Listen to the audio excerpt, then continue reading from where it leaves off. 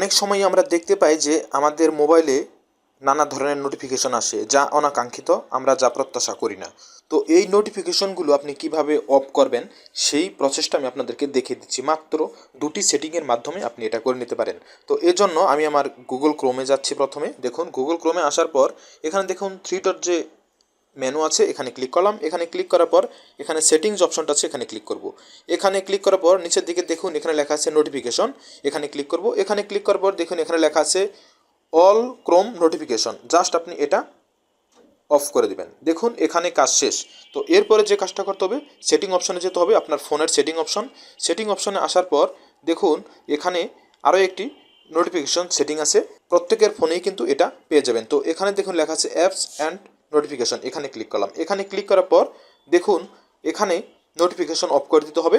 তো এখান থেকেও নোটিফিকেশন অপশন এখানে যাচ্ছি। তো এখানে আসার পর দেখুন এখানে লেখা আছে নোটিফিকেশন হিস্টোরি, জাস্ট আমি এখানে ক্লিক করব। এখানে ক্লিক করার পর দেখুন এখানে ইউজ নোটিফিকেশন হিস্টোরি, জাস্ট আমি এটাও অফ করে দেব এবং আমাদের কাজ শেষ। এখন থেকে আপনার ফোনে কোনো ধরনের আজে বাজে নোটিফিকেশন আসবে না।